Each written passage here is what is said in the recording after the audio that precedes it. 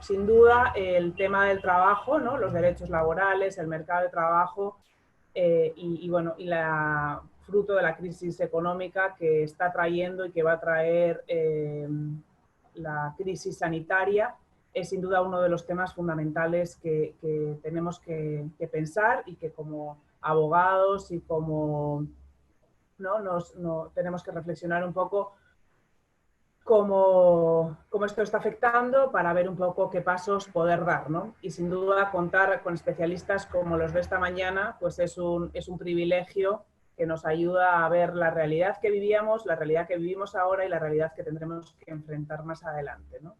Y creo que es una realidad la del tema de los derechos laborales que a todos nos toca de alguna manera u otra, ¿no? Bien porque a nosotros nos toca personalmente o bien porque nos está tocando con personas que conocemos de cerca, ¿no? Entonces, bueno, sin más, voy a pasar a presentar un poco a los panelistas y las conferencias, los temas que ellos tratarán para también, bueno, poder ya empezar la reflexión conjunta, ¿no? Bueno, el primero que expondrá es Cristian Sánchez, el cual verá un poco reflexionará sobre las características del mercado de trabajo que ya teníamos en Perú, que evidentemente, y como bueno, él bien conoce y bien también ha expuesto en ponencias anteriores, era ya un reto nuestro mercado de trabajo, ¿no? Cristian Sánchez es abogado, egresado de la Pontificia Universidad Católica del Perú, también es máster en argumentación jurídica por la Universidad de Alicante en España y es docente de Derecho Laboral en la Católica y también nos acompaña a nosotros en la Ruiz. Y bueno, ha sido exministro de Trabajo y Promoción del Empleo, ¿no? Y bueno, él tocará un poco el tema del mercado de trabajo como está actualmente, ¿no? Posteriormente hablará Antonio Bailós, que es doctor en Derecho por la Universidad Complutense de Madrid y catedrático del Derecho del Trabajo y de la Seguridad Social en la Universidad de Castilla-La Mancha, en España, y además es experto en Derecho del Trabajo y Relaciones Laborales y director del Centro Europeo y Latinoamérica por el Diálogo Social. Él abordará el tema del escenario, el derecho de trabajo post-pandemia, ¿no? Las reformas sobre el mercado de trabajo y las instituciones que esta realidad del COVID nos está trayendo. Y por último, Álvaro Vidal, que es también abogado por la Pontificia Universidad Católica del Perú y máster en gestión de los sistemas de seguridad social por la Universidad de Alcalá de Henares y en relaciones laborales por la Universidad de Castilla-La Mancha.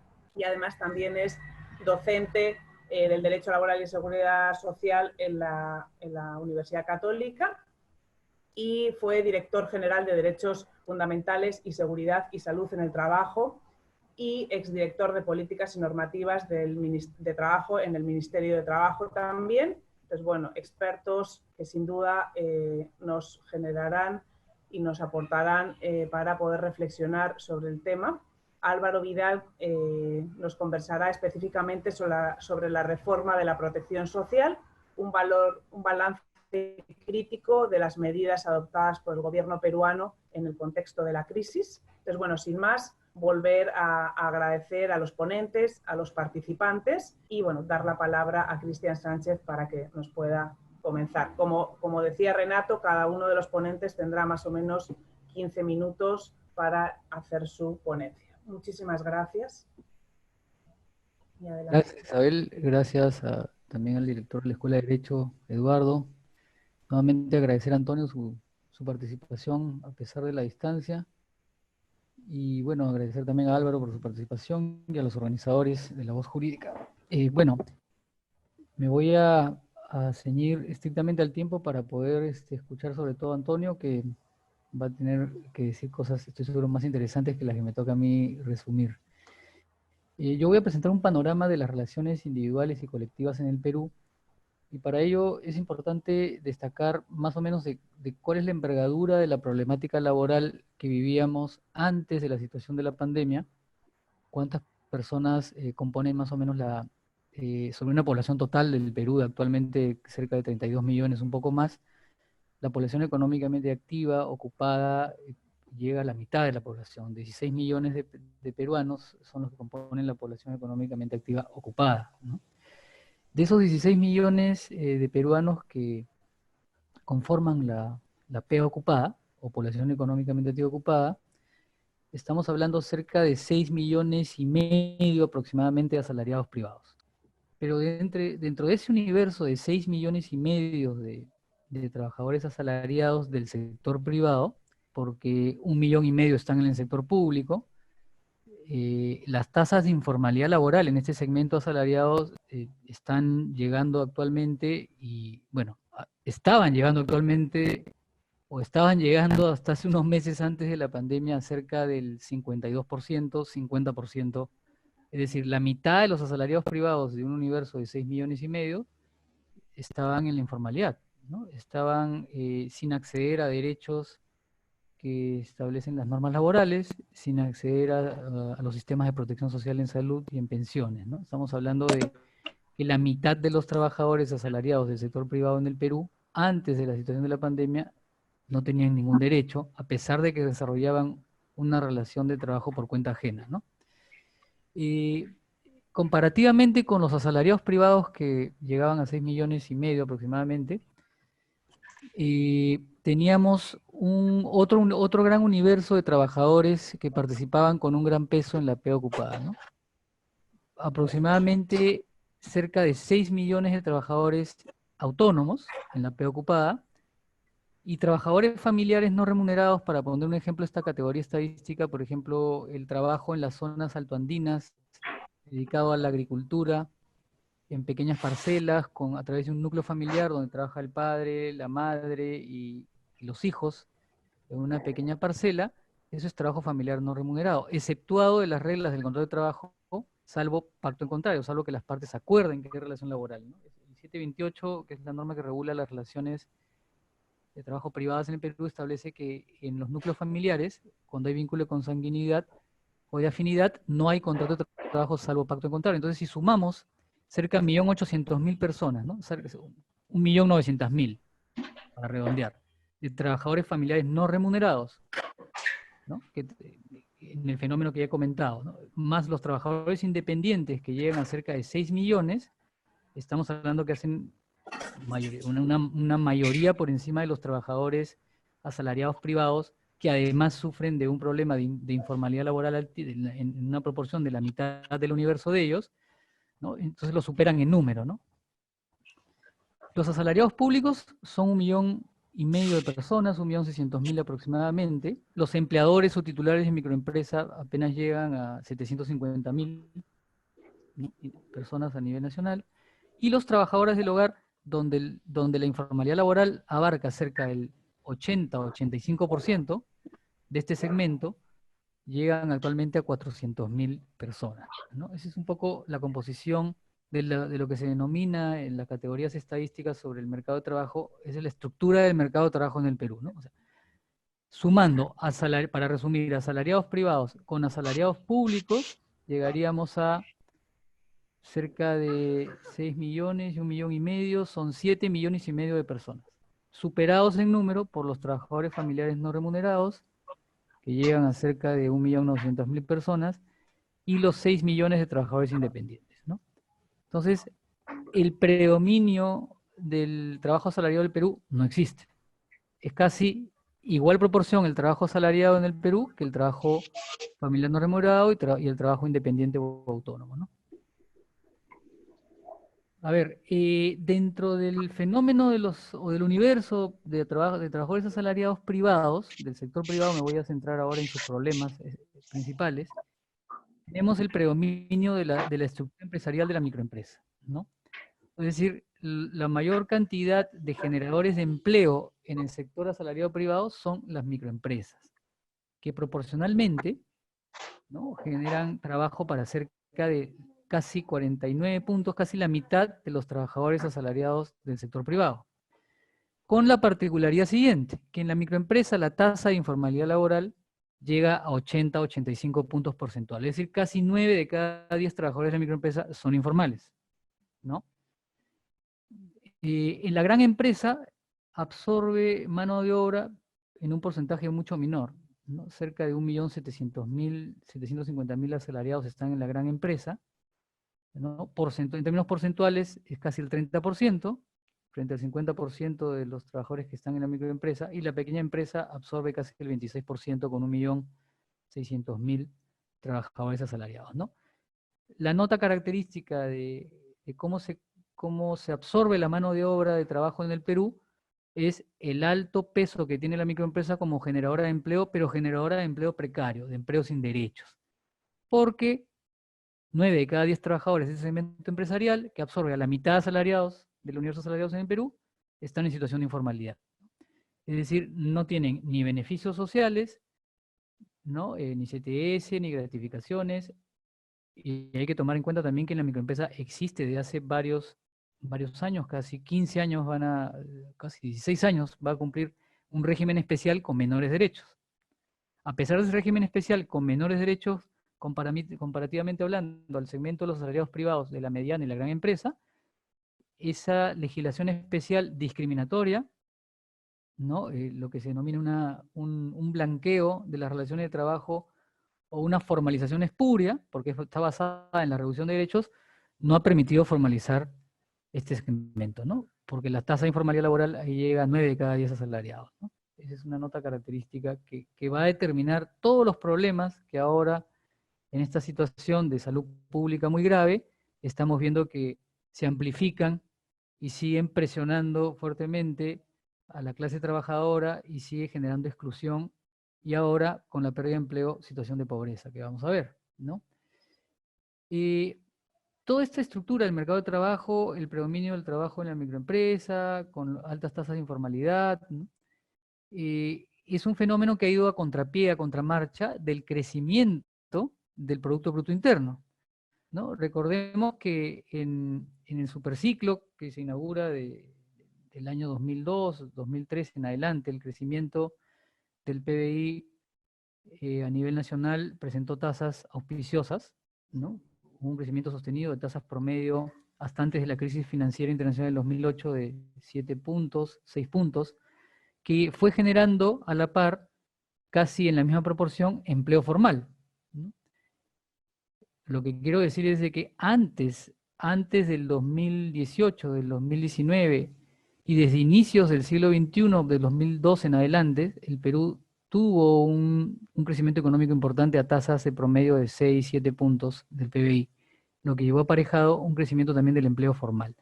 Y la disminución de la tasa de informalidad laboral se debió más que a una actitud o una política decisiva, fuerte, de formalización llevada a cabo por el gobierno central, le hace el Ministerio de Trabajo y Promoción del Empleo. Básicamente las tasas de informalidad fueron disminuyendo de la mano del crecimiento económico, por esa relación positiva que tiene crecimiento de PBI con crecimiento del empleo formal, ¿no? Y ese superciclo, que se ve interrumpido brevemente por la crisis financiera del 2008, generó una caída del PBI a 3 puntos, a 2,5 puntos, 2009, 2010, pero luego se recuperó. 2011 en adelante el PBI vuelve a crecer entre 5, 6 o 7 puntos, en promedio 6 puntos, ¿no? Y eso también arrastró el crecimiento del empleo formal, ¿no? Pero seguíamos en una política seria de formalización del empleo, ¿no? La política de formalización del empleo informal en el Perú se basó únicamente en la formalización espuria, ¿no? Es decir, en reducir la valla de los derechos con el argumento económico, principalmente, ¿no? Acá hay un sesgo economicista en la orientación de estas políticas, con el argumento de que reduciendo la valla de los derechos, eso iba a empujar a los millones de trabajadores de microempresas a la formalización, porque sus empleadores iban a decidir mágicamente formalizarse. Y por las cifras que manejamos hasta antes de la pandemia, con los porcentajes de informalidad laboral en microempresas, de 9 de cada 10 trabajadores siguen en el ámbito informal, eso echa por los suelos la hipótesis y la tesis de los que promovieron esta formalización puria de que menos derechos iba a formalizar el empleo. No ha sucedido nada de eso, ¿no? Ahora bien, ¿cómo nos ha ido con la situación de los derechos colectivos? Solo para terminar sobre el empleo formal. Me he detenido a hablar del empleo informal porque eso es lo que ha generado un gran problema para el país en la actualidad. El empleo formal en el Perú en el sector privado está caracterizado por un rasgo que es, me parece, definitorio o definitivo para luego explicar lo que viene ocurriendo en el ámbito de los derechos colectivos, ¿no?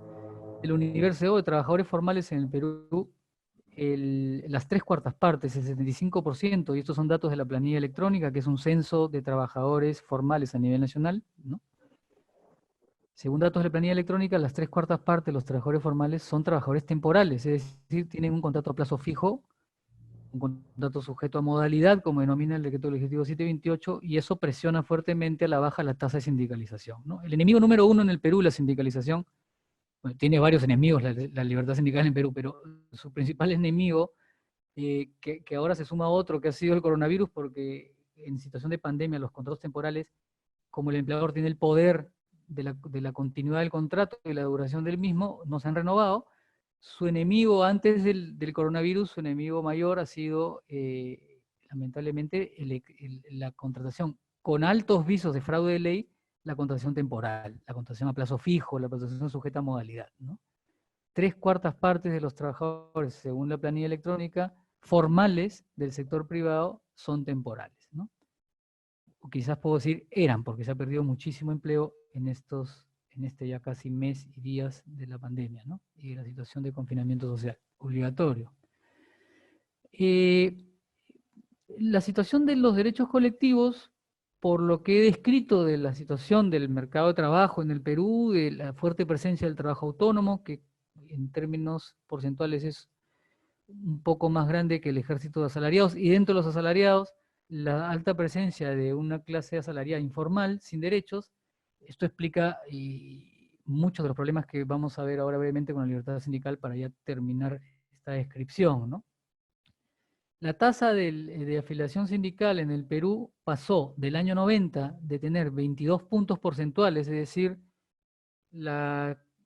casi la cuarta parte de los asalariados formales en el Perú en el año 1991, antes de la reforma laboral del gobierno de Fujimori, que fue una reforma con flexibilización y regulación salvaje, como ha sido calificado por varios laboralistas, sin diálogo social, con persecución de dirigentes sindicales, ¿no? Con destrucción del aparato productivo, destrucción también de la cobertura de la negociación colectiva, pasó de los años 90 de 22 puntos porcentuales, casi la cuarta parte de asalariados privados formales estaba cubierto por un convenio colectivo y estaba afiliado a un sindicato, pasó a ostentar 6 puntos porcentuales a la fecha, ¿no?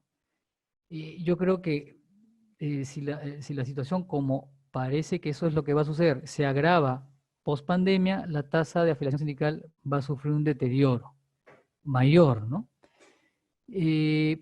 Bueno, esa es la situación de la tasa de afiliación sindical. La cobertura de la negociación colectiva, si la tasa de afiliación sindical apenas llegaba a 6 puntos porcentuales, bueno, la cobertura de la negociación colectiva también no puede superarla, ¿no? Es casi de 6 puntos y a veces es menor porque a veces al no existir convenios de rama de actividad, salvo en pocas actividades como es construcción civil, ¿no? Donde se celebra un convenio de alcance nacional, salvo los asalariados del sector público que tienen estructuras sindicales de alcance nacional como la Federación Médica. En el sector privado solamente tenemos Federación de Trabajadores de Construcción Civil, convenio de rama de actividad, ¿no? Otras experiencias de negociación colectiva por rama en el sector privado son muy escasas, salvo lo que es agua potable y alcantarillado, que en realidad son empresas públicas, pero donde impera el régimen laboral de la actividad privada, se regulan también por el régimen privado. La FENTAP es una Federación Nacional de Trabajadores de Agua Potable y Alcantarillado. Las experiencias de negociación colectiva centralizadas son mínimas, escasas. Eso explica la debilidad del poder sindical y predomina el sindicato de empresas, ¿no?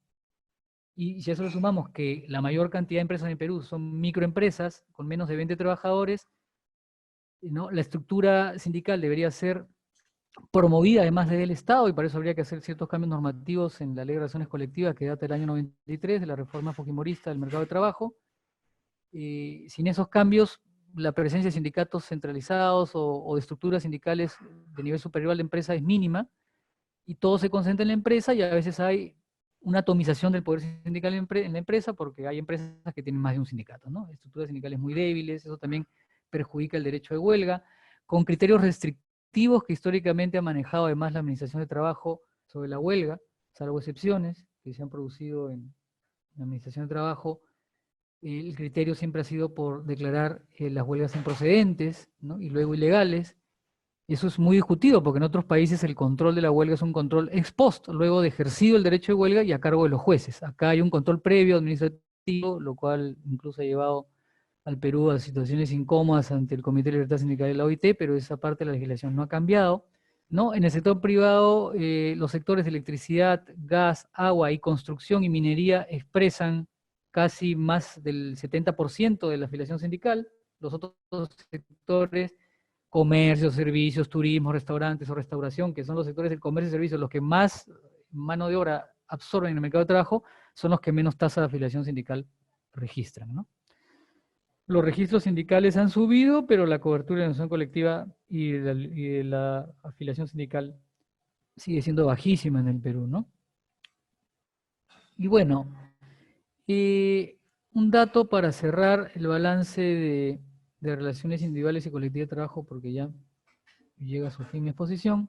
Dice que quiero mostrarles acá estadísticamente los datos del INEI y la encuesta nacional de hogares, que es una encuesta a nivel nacional que hace el Instituto Nacional de Estadística en el Perú. Históricamente, en datos del año 2014 muestra lo siguiente, ¿no?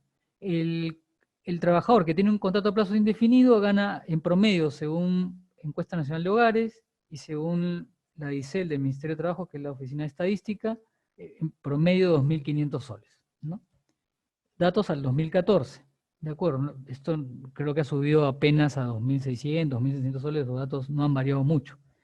Pero el trabajador que presta servicios a plazo fijo recibe 1.550 soles, ¿no? Es decir, casi la mitad de lo que percibe un trabajador a plazo indefinido, ¿no?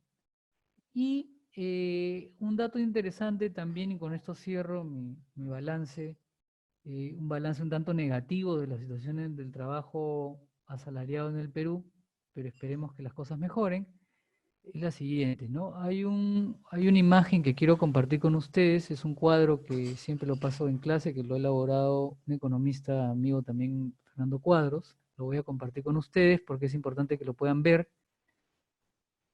A ver, acá está. Y ya me he vuelto un experto en el Zoom.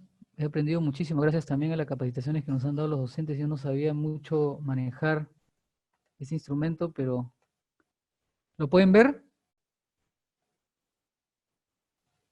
De acuerdo. Sí, doctor. Miren, este gráfico, que algunos economistas lo han llamado la boca de cocodrilo, muestra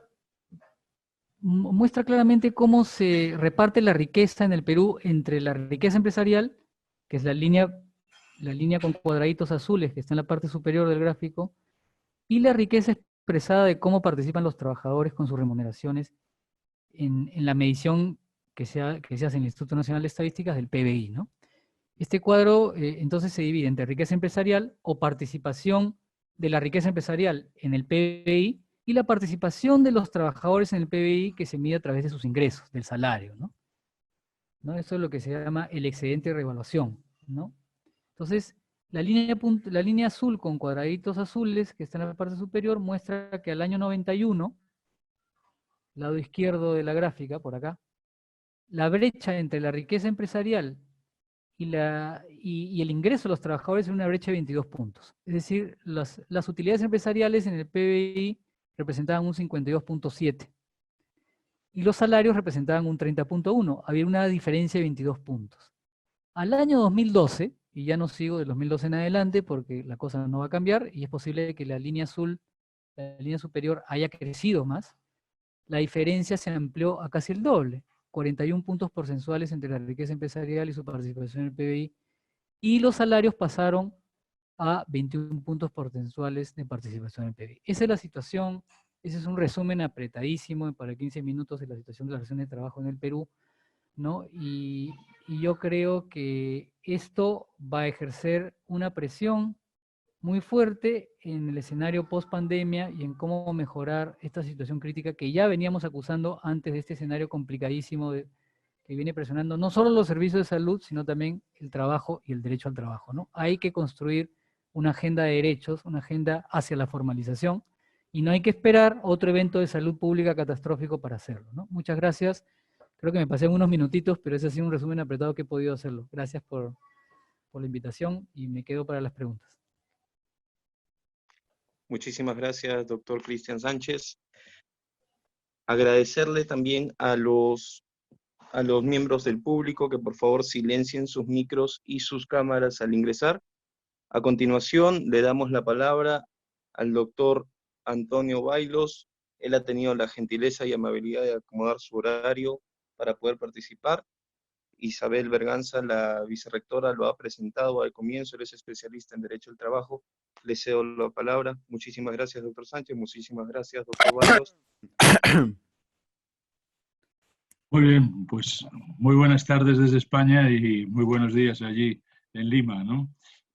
Bueno, soy yo el que tengo que estar muy contento, como estoy, por poder participar en este conversatorio, al que naturalmente pues, me invitaron mis amigos Cristian y Álvaro, que son los que han hecho posible esta incorporación, ¿no? Yo quiero agradecer a Isabel Berganza, en general a todos y cada uno de los estudiantes, etcétera, y la propia universidad y la Escuela de Derecho que haya podido organizar este conversatorio como tal, ¿no? Voy a ver si pongo un cronómetro aquí para no perderme, porque todo el mundo sabe que los profesores, cuando queremos poner esto, en fin, que tenemos que controlarnos en exceso, ¿no? Nuestra cosa. Bueno, a mí me han dado mis amigos la tarea de hablar sobre las reformas del mercado de trabajo en relación con el COVID y, digamos, mandando, ¿no? algún tipo de propuesta sobre cuál puede ser el nuevo contexto, ¿no? en el que el derecho del trabajo post pandemia se puede efectuar, se puede realizar, ¿no? Bueno, yo hablo desde un mercado de trabajo muy diferente del mercado peruano, ¿no? Yo, mientras Cristian hablaba del suyo, es decir, en definitiva, el mercado de trabajo peruano, caracterizado por esa informalidad, etcétera, hay que tener en cuenta que entre nosotros esa informalidad pues no tiene tanto peso, ¿no? Para ponernos, para decir muy telegráficamente, ¿no? En España nosotros prácticamente hay una población ocupada de 19 millones de personas, de los cuales 16 millones son asalariados, entre ellos están los empleados públicos, etcétera, pero hay lo que se llamaría el autónomo, el trabajador autónomo sin empleados, son 3 millones, de los cuales 2 son personas físicas, ¿no? Para que de alguna manera el empleo informal se encuentra sobre todo en sectores como el trabajo, las trabajadoras del hogar y la inmigración. Está muy ligado al eje de la inmigración como tal. Nuestro mercado de trabajo es clásicamente un mercado de trabajo en donde la precariedad laboral ha sido el mecanismo de ajuste que los empresarios han ido realizando cuando existía fluctuación de empleo, en gran parte porque nuestro modelo productivo es un modelo productivo muy basado en el turismo, en la construcción fundamentalmente, es decir, en industrias con una mano de obra extensiva como tal, ¿no? Y también el contexto político en el que nos hemos encontrado, pues claro, es diferente de ahora con esta crisis del COVID que cuando tuvimos la crisis más reciente de la que se suponía que estamos saliendo, que es la crisis del 2010, ¿no? 2009, 2010, y que nosotros duró hasta el 2014, 2015 como tal. Ahí, en esa crisis, la recuperación de la misma se basó fundamentalmente en el reforzamiento del poder unilateral del empresario y los recortes de derechos, ¿no? Es decir, fue clásicamente un tipo de resolución de la crisis o de programa de la crisis en el contexto de las políticas de austeridad y de recortes de la Unión Europea, y fue prácticamente incorporó precisamente este pensamiento neoliberal al que Cristian Sánchez se ha referido de manera crítica. ¿Qué es, telegráficamente también, cuál es la diferencia hoy, ¿no? La diferencia es que hay un cambio de paradigma en cómo contemplar la crisis en España, ¿no? Esto Y yo creo que no solo en España, sino que como la crisis del COVID-19 ha sido una crisis global, pues realmente ha penetrado, por así decirlo, en todos los países y no tantos o no solo en los países de la periferia del sur de Europa, sino en el resto de Europa. Para poner un ejemplo muy, muy claro que también se comprenderá como tal. Es decir, en la paralización económica que ha generado el COVID, la crisis sanitaria del COVID-19, posiblemente lleve a una pérdida de 8 puntos del PIB, del Producto Interior Bruto español, 9 puntos del PIB italiano, pero cuidado, 7 puntos, 7,2 puntos del Producto Interior Bruto francés y 7 puntos del Producto Interior Bruto alemán. Es decir, la crisis genera una caída, ¿no? Un despeñarse del desarrollo, de la capacidad de desarrollo de cada uno de nuestros países en Europa y, por tanto, hay un cambio de paradigma de cómo afrontarlo como tal, ¿no?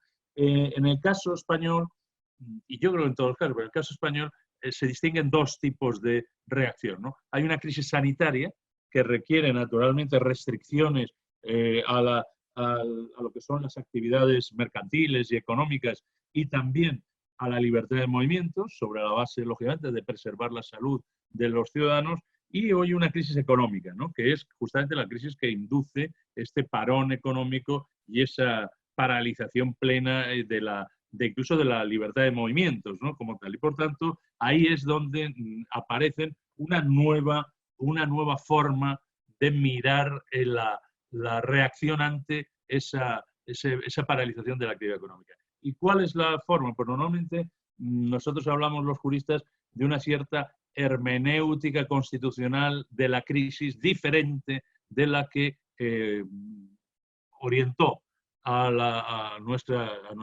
legislación y a nuestra normatividad en la crisis del 2010-2012, ¿no?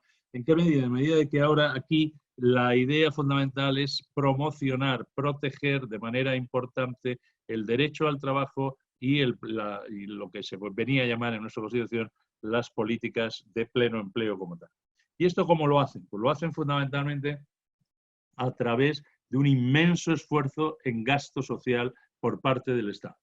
Y ese inmenso esfuerzo de gasto social por parte del Estado, que va a llegar hasta el 52% prácticamente de todo el gasto de este año, pues implica poner en marcha mecanismos de sustitución de renta como un resultado, digamos, como la capacidad que el sistema tiene de garantizar un nivel de empleo.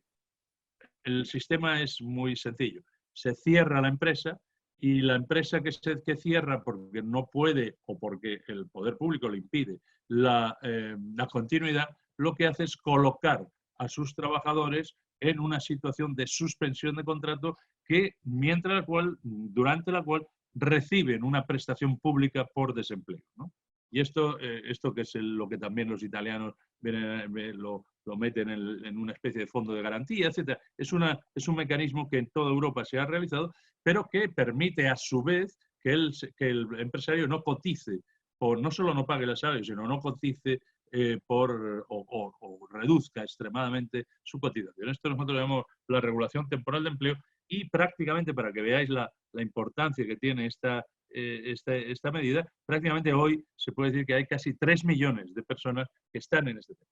Claro, naturalmente, 3 millones de personas que están en suspensión de empleo quiere decirse que no pierden el empleo y que tienen que recuperarlo cuando acabe el estado de alarma, cuando acabe la suspensión.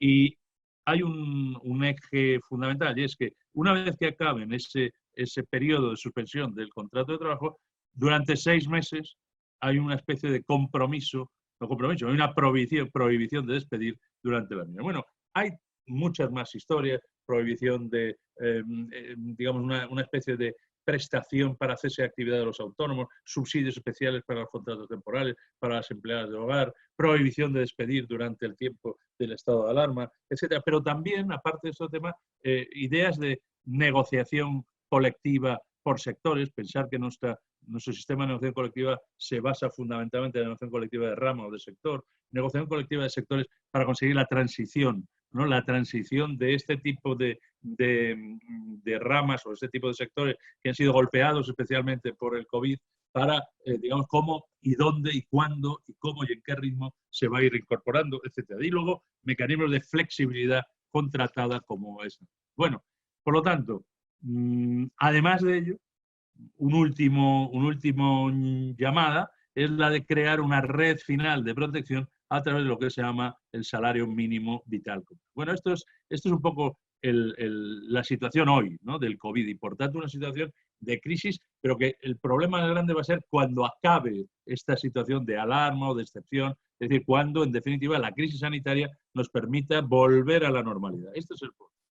Cuando vuelve uno a la normalidad, ¿qué es lo que se encuentra? Y esta es la segunda parte de mi pequeña intervención, ¿no?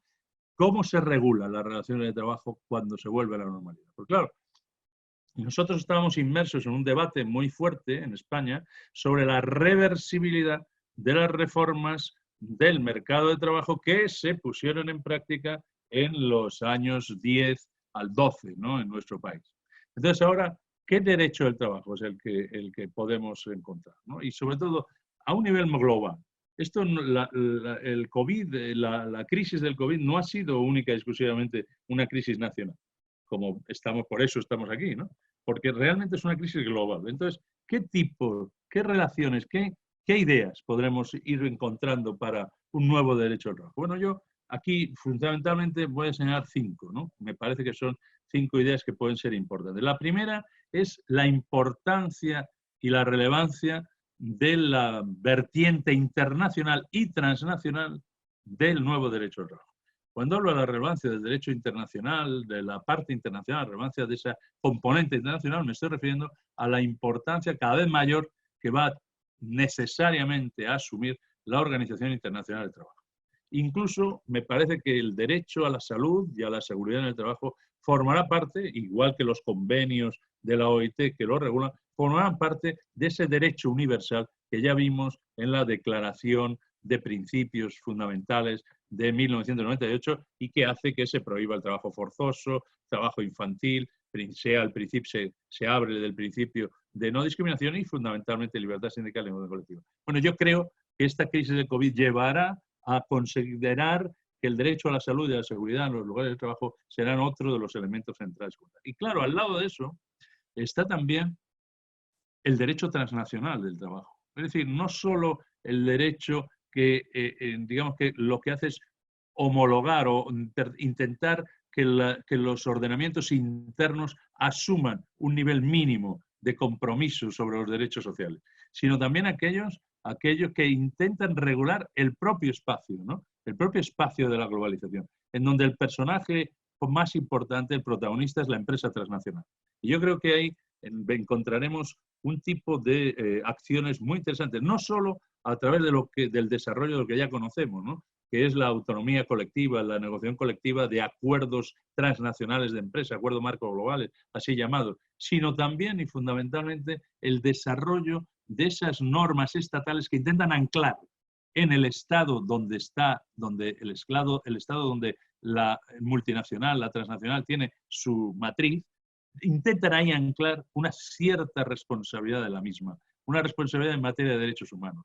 Está negociándose ese tratado vinculante de las empresas transnacionales y derechos humanos. Pero yo creo que vamos a encontrar muchas leyes en los países a nivel estatal en donde se intente regular este nuevo elemento. Bueno, esta es una primera historia. La segunda historia que yo quería plantearos, me parece, es que el derecho al trabajo va a acentuar la relación entre trabajo y ciudadanía. Es decir, la consideración de la persona que trabaja no solo en el marco del contrato de trabajo o en el marco del contrato individual o colectivo de trabajo, que es lo que normalmente aparece. Es decir, no solo en el marco de la ocupación, sino en cuanto ciudadano social que requiere unas prestaciones determinadas del Estado, pero que además de eso tiene las necesidades de vivienda, tiene necesidades de relación con la gente, tiene necesidades de empleo y de ocupación porque son desocupados, etcétera, etcétera. Y entonces ahí aparece el interés sociopolítico como un elemento que integra la noción de ciudadanía y que necesariamente se expande hacia el trabajo. Claro, esto desde mi punto de vista tiene que fundamentar no solo el cambio de una legislación o el cambio normativo, la importancia de lo sociopolítico y lo socioeconómico como algo directamente relacionado con la protección y la tutela del trabajo, sino también respecto de los sujetos o las figuras colectivas que representan el trabajo, que cada vez más tendrán que ser representantes de la ciudadanía social, ¿no? Y por tanto los sindicatos en concreto no serán solo los sindicatos, no podrán ser solo los sindicatos de aquellos trabajadores ocupados, sino de todos los trabajadores, del trabajo en cuanto tal, el trabajo informal, el trabajo como los que hemos estado, lo que hoy Cristian nos ha estado reflexionando sobre las distintas categorías que hacían que en Perú el trabajo asalariado no sea mayoritario, ¿no? En España, por otra parte, eso no es así. El trabajo asalariado es mayoritario. Pero, sin embargo, esa idea de lo sociopolítico como un elemento fundamental de la representación, por así llamarla, institucional del sindicato, yo creo que es importante y que hace que el trabajo informal, el trabajador autónomo, se abra no solo a la, digamos, a la capacidad de mediación del sindicato, sino también a aprovecharse de lo que son los medios clásicos de acción sindical, como la negociación colectiva, fundamentalmente.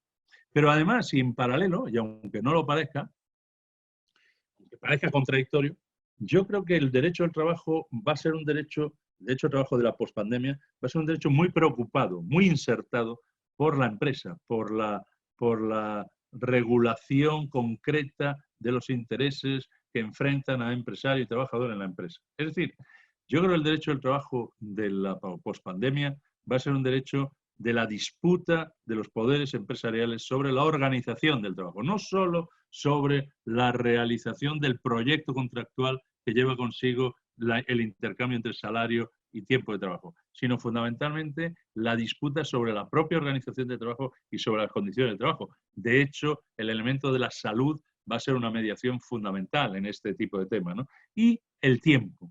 El gobierno del tiempo, decía el informe de la OIT que se presentó sobre el futuro del trabajo a la conferencia centenaria de la misma, pues bien, ahí se hablaba del gobierno del tiempo. El gobierno del tiempo es algo muy decisivo, que no solo porque estemos hablando de tiempo de trabajo y tiempo de vida, ¿no?, sino porque estamos hablando de la conciliación y porque estamos hablando de un principio que yo creo que es muy llamativo y es el principio de adaptación del trabajo a la persona y no al revés, ¿no? Y esto yo creo que va a ser fundamental. Y naturalmente, la empresa va a aplicar, va a llevar a cabo, o va a ser en definitiva el ámbito en donde los ciberderechos, los derechos derivados de la digitalización de las relaciones laborales se van a proyectar más fácil. Y naturalmente ahí existe un reforzamiento de los poderes de dirección y control a través de digamos, de la utilización de estos medios digitales.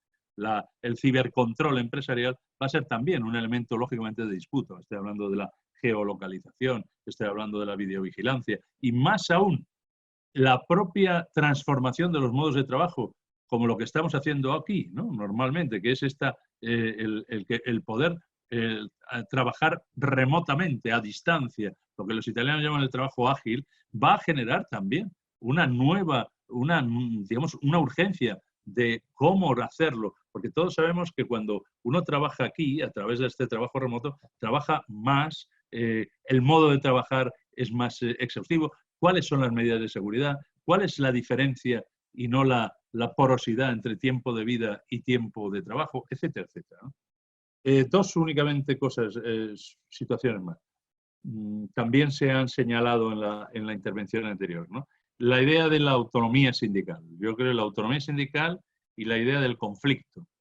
La autonomía sindical lleva consigo, en un derecho del trabajo post-pandemia, lleva consigo a expandirse y a intentar romper esos cinturones protectores que en muchas ocasiones una legislación neoliberal ha puesto para impedirse.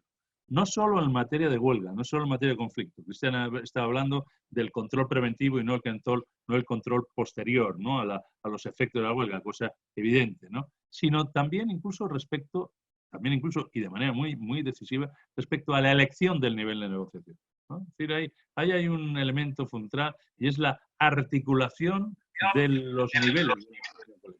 Y esto yo creo que es otro de los grandes elementos. Cuidado, la articulación de los niveles dentro y fuera del país, ¿no? Porque ahí yo creo que encontraremos aspectos de negociación colectiva transfronteriza, etc. Es decir, el sindicato tiene que organizar lo que en muchas ocasiones el sistema de relaciones económicas y la empresa desorganiza, ¿no? Y una forma de organizar es a través de esa negociación colectiva en régimen de autonomía. Y por último, naturalmente el derecho al trabajo tiene detrás el derecho al trabajo de la pospandemia, tiene que fortalecer esa idea del Estado social como una garantía, como una red de garantía de los derechos ciudadanos, ¿no? Y en este sentido yo creo que tendremos una larga sesión de trabajo en su momento sobre instrumentos como el ingreso mínimo vital, lo que en otras ocasiones se llama renta básica, etcétera, etcétera, ¿no? Es decir, volver a pensar en esa idea que es la idea de que cualquier persona, por el mero hecho de ser, formar parte de una comunidad política nacional, tiene el derecho necesario a que ese Estado le suministre rentas que garanticen un mínimo vital, ¿no? Y esto es un debate que es un debate importante que afecta naturalmente a la seguridad social, que afecta a la protección social, afecta al mercado de trabajo y afecta, lógicamente, al derecho de la seguridad social, ¿no? Y esto es un poco... Bueno, naturalmente, depende de cada país. Las tendencias que tiene que puede desarrollar el derecho al trabajo está muy marcada por la idiosincrasia nacional de cada uno de nosotros, ¿no? Pero lo que sí creo es que los juristas, y en concreto yo creo que esta pantalla de hoy lo lleva a cabo, los juristas somos mediadores, agentes mediadores de una cultura, ¿no? De una cultura que es una cultura que es la cultura de los derechos. Ligamos el trabajo a los derechos. No entendemos que para que haya progreso sea necesario acabar con los derechos o reducir los derechos. Por el contrario, la nuestra es una cultura jurídica de emancipación. Bueno, esa cultura jurídica de emancipación es sin duda la que va a marcar el rumbo de un derecho del trabajo de la pospandemia.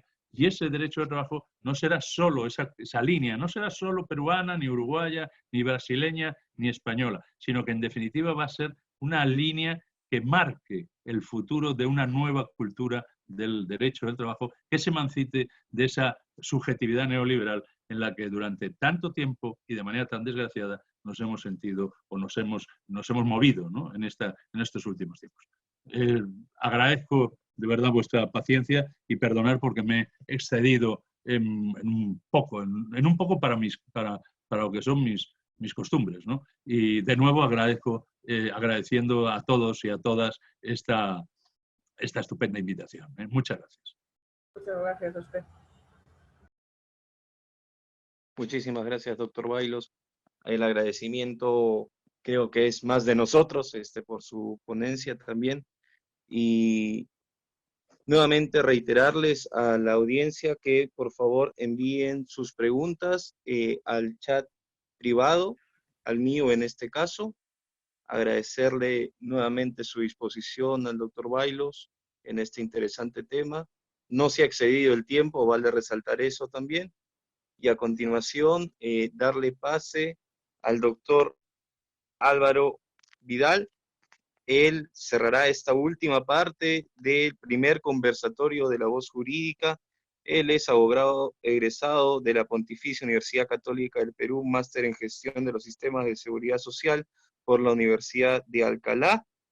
Y también, obviamente, es docente de Derecho Laboral y Seguridad Social también de la PUC y experto en Derecho Laboral. Le damos la palabra a continuación.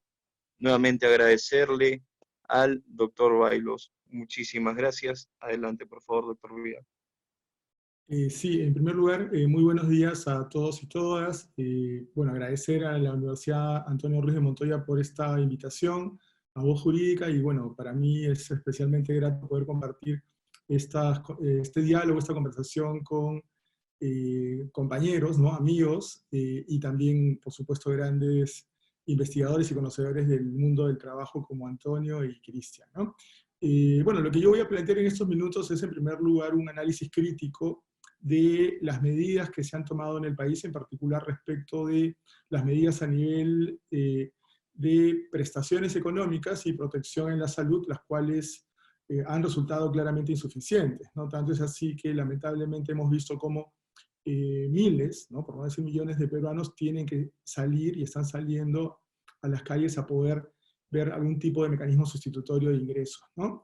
Para ello voy a plantear algunas líneas de reflexión de lo que debería ser un verdadero sistema de seguridad social y empezar por hacer notar algo que se viene diciendo a nivel público, se viene destacando, pero que creo es necesario reafirmarlo en el sentido de que en nuestro país hemos tenido una de las inversiones más bajas en materia de salud pública a nivel comparado, ¿no? Nuestro país, el Perú, ha tenido tasas anuales de inversión pública en salud que bordean alrededor del 2.41% del año pasado respecto al PBI, y en años anteriores incluso menos, ¿no? 2.3, 2.2% de inversión pública en salud, lo cual está muy por debajo del promedio latinoamericano y bastante lejos de los países de la OECD, ¿no?, que es donde justamente durante años se ha planteado integrarnos, y el presupuesto público en Perú es la 10ª parte de lo que es el promedio de los países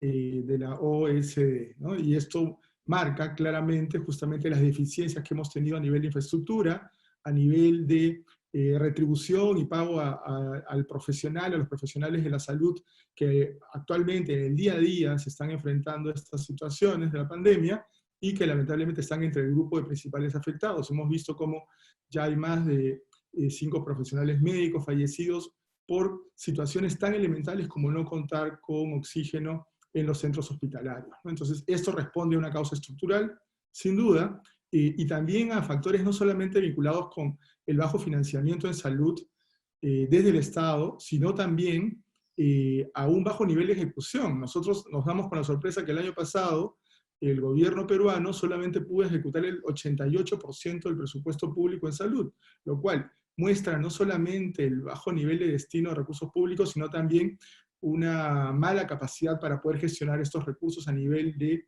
la utilización de los recursos en los distintos niveles de gobierno, ¿no?, a nivel central y también a nivel de los gobiernos regionales. Y esto nos lleva a ver que la contraparte al bajo gasto público es un alto nivel de gasto proporcional de las familias en el Perú en materia de salud. Tenemos que en el Perú, en promedio, las familias gastan más que el Estado en su propia salud, ¿no? Si vemos las estadísticas de los últimos años, vamos a encontrar cómo es más el gasto privado de familia, de bolsillo, en farmacias, en clínicas, que lo que el Estado invierte respecto a los ciudadanos en materia de salud. Y eso es grave y es algo que ahora que se habla de una reforma integral de la seguridad social, es necesario hacerlo notar y empezar por mejorar los mecanismos de gestión y mejorar también los mecanismos de financiamiento, ¿no? A nivel de pensiones, creo que ha resultado también evidente en el debate público actual que los sistemas que se implementaron en el Perú, por un lado el sistema de capitalización, que es el mayoritario, el sistema de ahorro individual y de capitalización vía las AFPs, no ha satisfecho las expectativas que se generaron con su implementación, ¿no? Que en los 90 se implementaron además de manera autoritaria, no hubo un debate público al respecto. Recordemos que esto fue una reforma impuesta, no pasó por un debate público, y el resultado es el que tenemos al día de hoy.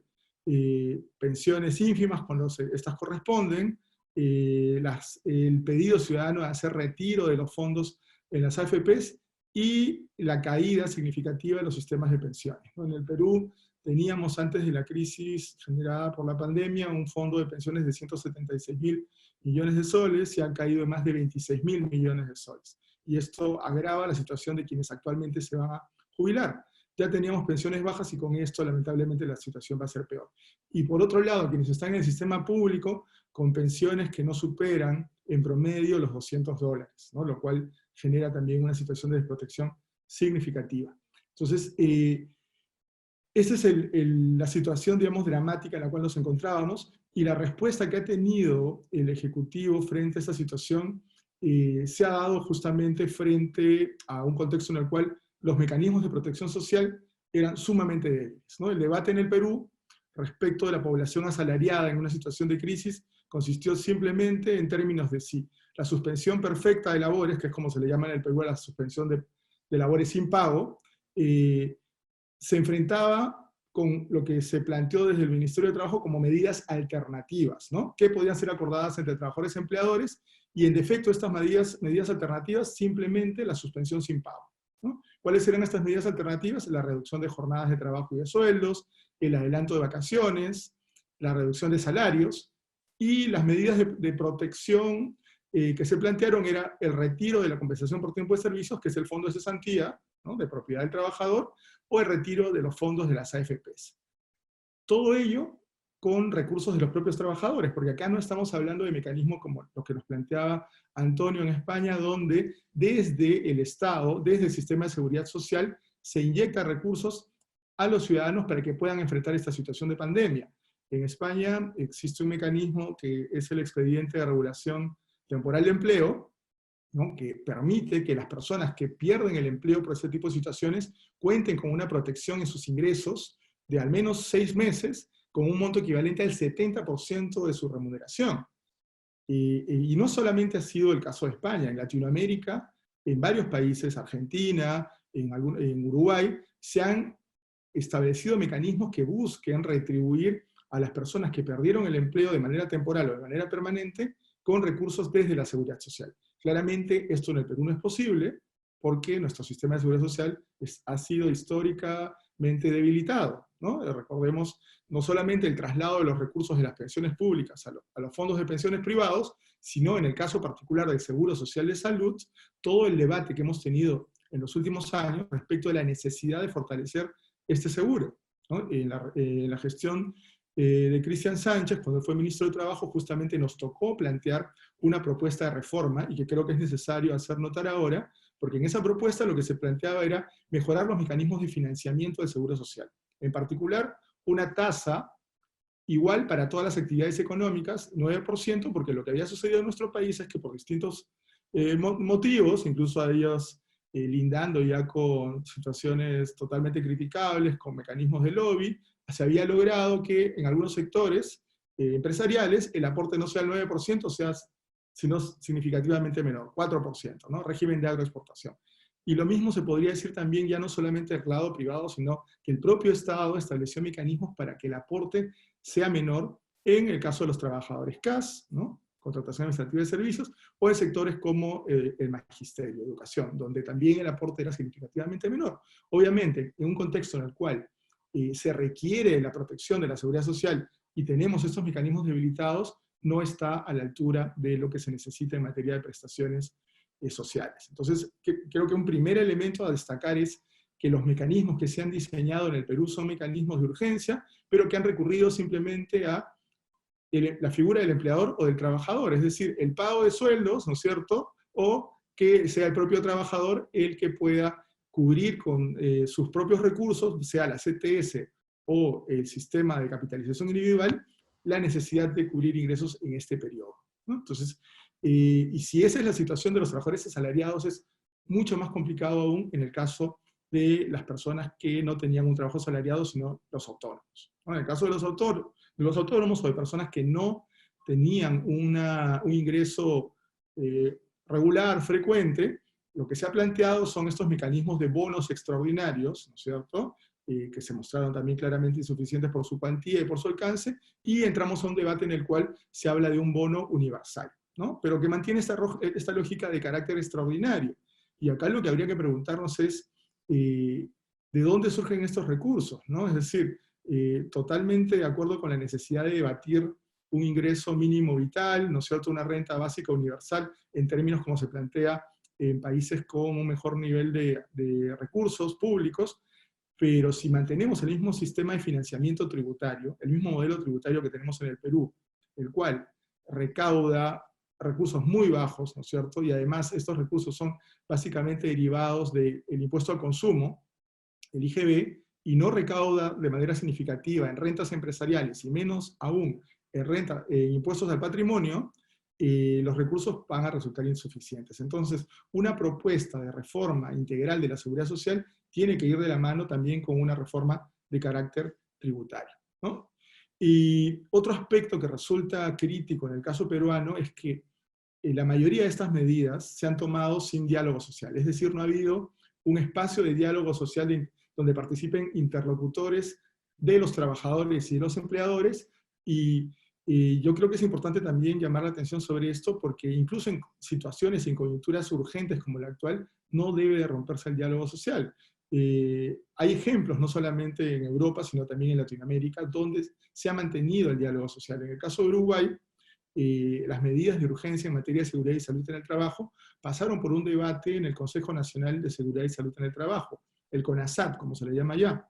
Y esto, digamos, dio como resultado medidas de carácter urgente consensuadas. En el caso peruano, las medidas no han pasado por un espacio de diálogo social. Recordemos que además este había sido roto meses atrás por un decreto de urgencia, en el contexto en que se dictó un decreto de urgencia que regulaba de manera unilateral la negociación colectiva, que además ha sido cuestionado por que no cumple con los estándares internacionales. Entonces, lamentablemente, esta coyuntura de crisis nos agarra, ¿no? En un contexto en el cual el diálogo social estaba roto y por otro lado los mecanismos de protección social habían sido estructuralmente debilitados, ¿no? Entonces, no quisiera entrar, digamos, en mayor detalle en relación respecto a estos elementos críticos de dificultad, sino en pasar un poco más ya a un nivel propositivo, ¿no? Entonces, ¿qué es lo que correspondería hacer en este momento, ¿no?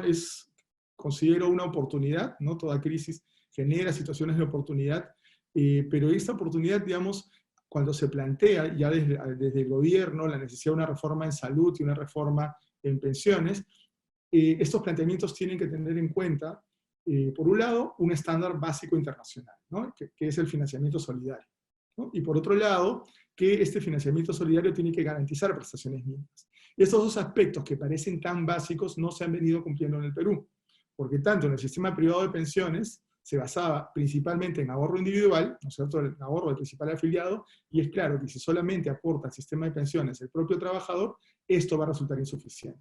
Y es lo que ha pasado en nuestro país. Y si a esto le agregamos que las comisiones por administración que tenemos en Perú son las más altas en Latinoamérica, más altas incluso que en Chile o que en Uruguay, ¿no?, países con mayor nivel de ingresos, vamos a encontrar que la reforma a nivel pensionario tiene que ser una reforma estructural, no tanto respecto al financiamiento solidario, no solamente como se está planteando al día de hoy, de pasar los recursos de la AFP a bancos, o cobrar un punto más del IGB, porque ese tipo de propuestas siguen sustentadas en una lógica de ahorro individual, y lo que hay que hacer acá es replantear el esquema de financiamiento, y que el aporte sea un aporte solidario, colectivo, también del empleador y también del Estado, en materia de pensiones y, por supuesto, también en materia de salud. Y eso pasa por una reforma tributaria, ¿no? Quisiera destacar un debate que se había planteado hace ya algunos años por un estudioso alemán que es Ulrich Beck, ¿no?, quien hablaba que nos enfrentamos a una crisis como esta, calificaría como una crisis de una sociedad global del riesgo, ¿no?, donde el riesgo ya no es visto solamente como un problema nacional, como algo que se genera a nivel individual, sino que es algo que está siendo generado a nivel global, ¿no? ¿Y cuáles son las características típicas, según Beck, de lo que califica como esta sociedad global del riesgo? En primer lugar, que la globalización va acompañada de un alto nivel de individualización de las relaciones, ¿no? Que además esta individualización de las relaciones incluye subempleo, y por otro lado la generación de riesgos globales como una crisis ecológica, el colapso de los mercados financieros globales, y situaciones como de pandemia las que estamos viviendo al día de hoy. Entonces el reto, no solamente jurídico, sino además teórico y político, es cómo encaramos este tipo de situaciones de crisis globales, ¿no?, con la generación de respuestas simultáneas, tanto a nivel nacional, a nivel de nuestros países, como a nivel internacional. Entonces, frente a ello, el reto que se nos plantea de esta nueva normalidad, ¿no es cierto?, que es el término que se está utilizando, vamos a tener que enfrentar una nueva normalidad, se va construyendo en países como el nuestro, con instituciones débiles de la seguridad social, también en el espacio mediático, en el espacio público, ¿no? Y por eso creo que es bien importante la respuesta ciudadana que ha habido a expresiones como las de la presidenta de la CONFIEP, que habla de que las medidas de seguridad y salud en el Perú no pueden ser como las que se están estableciendo, porque esos son estándares para países europeos, ¿no? Y lo dijo de una manera, digamos, tan normalizada que ha generado justamente una crítica desde la ciudadanía, lo cual es importante, porque justamente este debate y esta nueva normalidad se va construyendo a nivel de políticas públicas, pero también a nivel de cómo representamos la salida de la crisis, ¿no? Y creo que acá, digamos, hay un consenso, al menos a nivel ciudadano, de que esta salida de la crisis tiene que ser estableciendo mecanismos de diálogo, mecanismos de carácter social a nivel de financiamiento, y yo quisiera cerrar mi intervención y quizás dejar para el diálogo luego algunas ideas adicionales.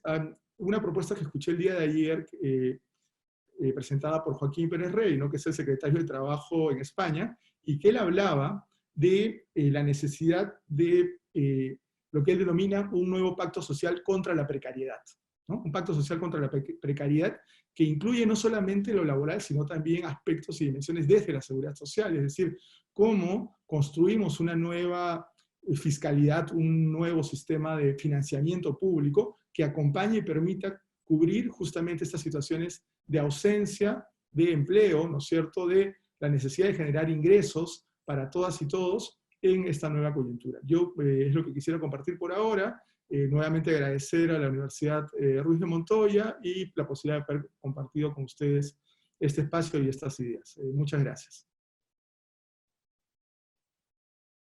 Muchísimas gracias, doctor Vidal. Muchísimas gracias a los tres expositores del día de hoy. Sin duda alguna, muy interesantes cada una de las propuestas y de los temas que han abordado. Ahora, después de agradecerles, vamos a pasar a lo que es la parte de las rondas de preguntas. Muchos de ustedes nos han hecho variedad de preguntas. Vamos, por favor, a abordarlas cada una de ellas. La primera de ellas está dirigida al doctor Cristian Sánchez. Doctor, ¿me escucha? Parece que sí, de Sí, igual sí manera escucho. la vamos. Sí, sí escucho. Perfecto. Sí, gracias. La vamos a abordar. En ese sentido, la primera de las preguntas es la siguiente. Sí, denme un segundo, así que estoy organizándome también con el uso del Zoom. Bueno, la pregunta la hicieron por el chat en general, el señor Víctor Almendrades, y hace referencia a lo siguiente: aquellas empresas que tienen 5, 10, 15 millones de utilidades, ejercicio 2019, pueden o deben acceder a esta opción de suspensión perfecta de labores argumentando que no tienen dinero. Esa es la pregunta para usted, la primera, doctor Cristian Sánchez.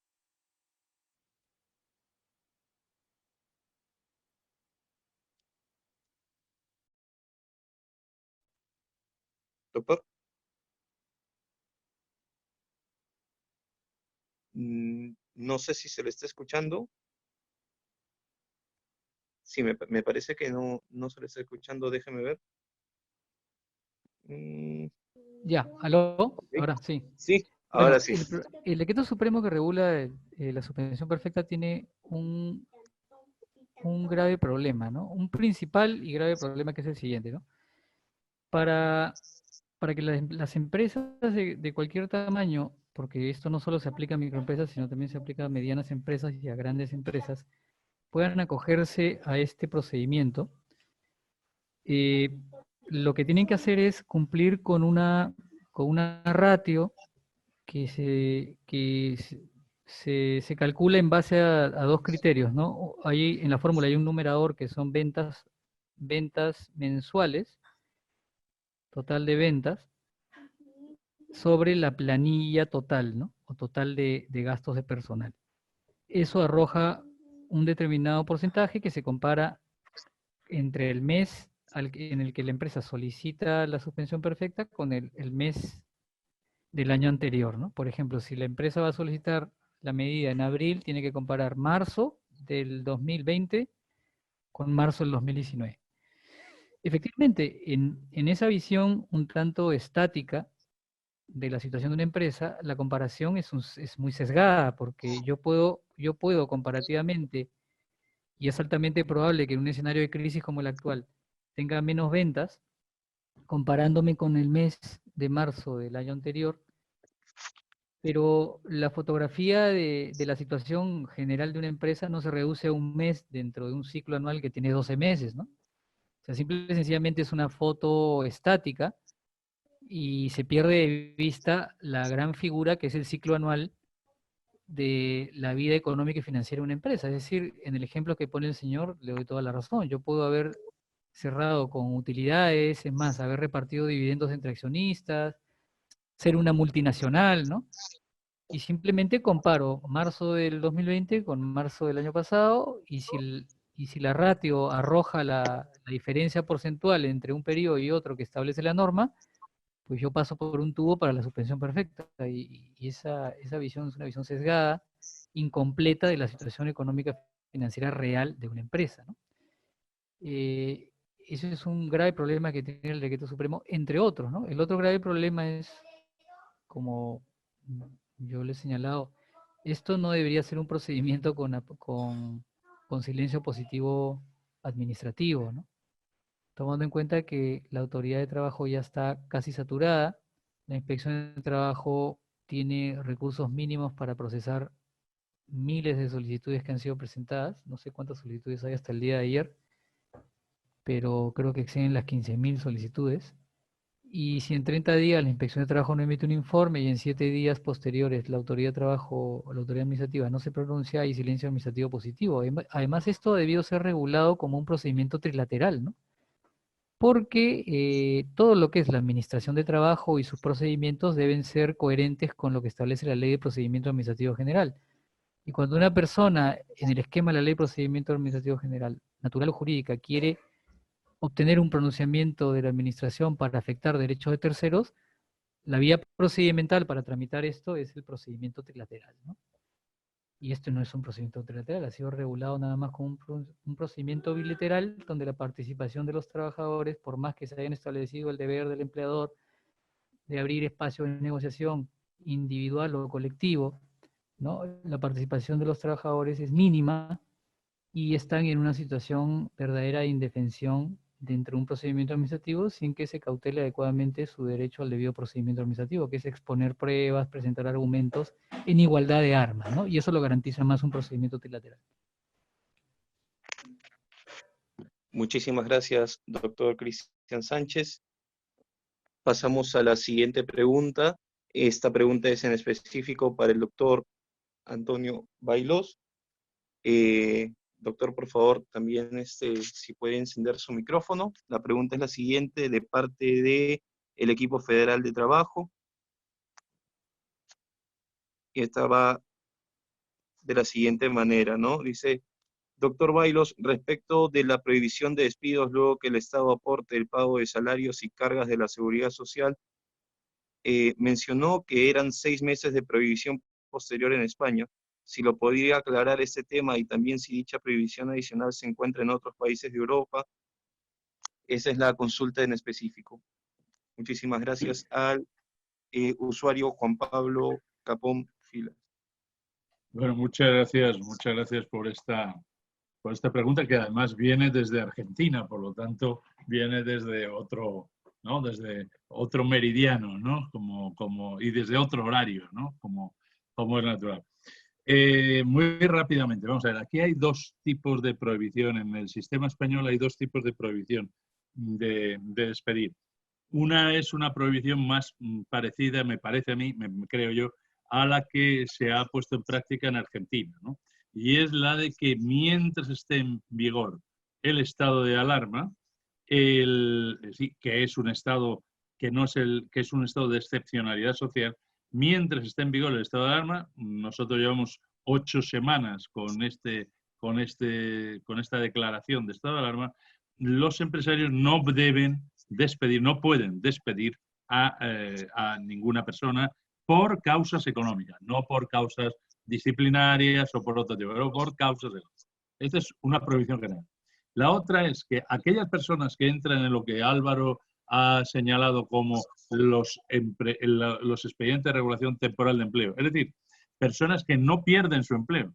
La empresa cierra, pero ellos no pierden el empleo porque ellos siguen con el contrato de trabajo suspendido, pero forman parte de la plantilla, de la planilla, como decís aquí, ¿no?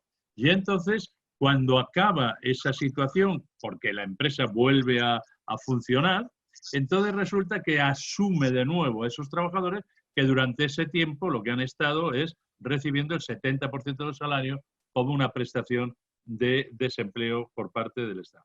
Bueno, pues lo que señala ahí entonces la norma es que una vez que vuelven a recuperar su puesto de trabajo, por así decirlo, durante 6 meses ese empresario que ha hecho un expediente de regulación de empleo, de una regulación temporal de empleo, no puede despedir a esos trabajadores durante ese periodo, ¿no? Entonces, esta es un poco la idea. Son, por un lado, digamos, por así decirlo, una prohibición de cierre, una prohibición general, que es la de mientras dure el estado de alarma, y una prohibición funcional a la recuperación, digamos, a la reinstalación de esas personas que han estado percibiendo recursos públicos, que al menos durante 6 meses tengan que estar, la empresa tenga que mantenerlos en plantilla como tal. No sé si he sido lo suficientemente claro, pero esta es un poco la respuesta más concreta, ¿no?, a la pregunta de Juan Pablo. Muchísimas gracias, doctor Bailos. Sin duda alguna ha sido suficientemente claro y agradecerle nuevamente su participación.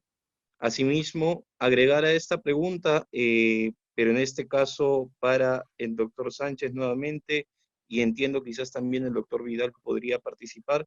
En el caso, si la diferencia de ingresos en el Perú comprende los ingresos de los trabajadores del sector informal en dicho gráfico que mostró en la charla,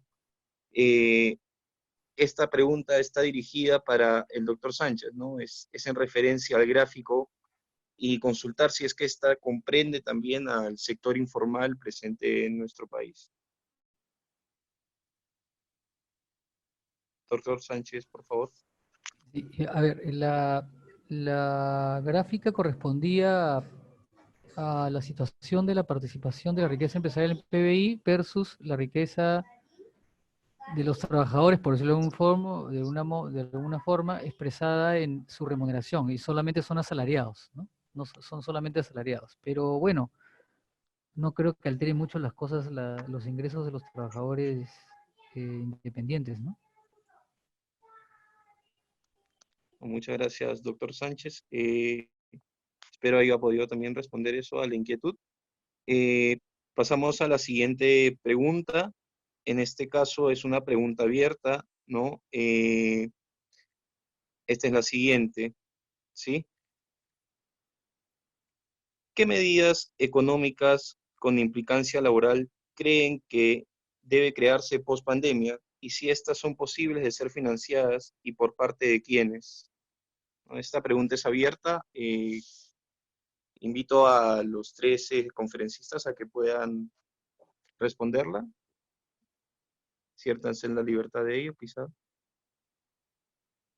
Bueno, yo muy rápidamente porque esto es como el que primero interviene, pues mejor lo hace, claro. No, Gracias. yo creo que, claro, yo he señalado ya algunas medidas, ¿no?, que se han ido poniendo, pero vamos a ver, para el futuro, ¿no? Hay medidas muy importantes que yo creo que hemos señalado aquí en todo sitio. Por ejemplo, el sistema fiscal. Yo creo que en todos nuestros sistemas, yo creo que lo hemos dicho todo, ¿no? El cambio en el sistema fiscal es fundamental. Entonces, es un tema decisivo. Es decir, no es posible ni que un país como, en el caso, estoy hablando de España, ¿no?, tenga 7 puntos por debajo de presión fiscal que la que tiene la media europea, ni es posible que la propia estructura fiscal del sistema fiscal sea una estructura en la cual el tipo medio de sociedades sea un 20%, mientras que normalmente para el trabajador autónomo o para el trabajador como tal es un 25% el tipo medio impositivo. Es decir, no es razonable, ¿no? Entonces hay ahí, y además se pueden hacer impuestos específicos, etc. Pero claro, nosotros en este caso estamos en Europa, ¿no? Digo, en el caso español, el problema añadido es que nosotros estamos en Europa y, como he dicho, es una crisis global que golpea a todos nuestros estados, que naturalmente vamos a endeudarnos de manera profusa, por si no fuera poco la deuda que ya teníamos. Es decir, nuestros estados tienen un nivel de deuda el Estado español del 98% de su PIB. Es decir, nosotros en un año tenemos que estar pagando continuamente, no podríamos hacer nada más que pagar los intereses, ¿no? Bueno, entonces ahí hay otro problema, que es el que hace por quién y cómo se financia. Bueno, pues ahí hay una financiación de la deuda.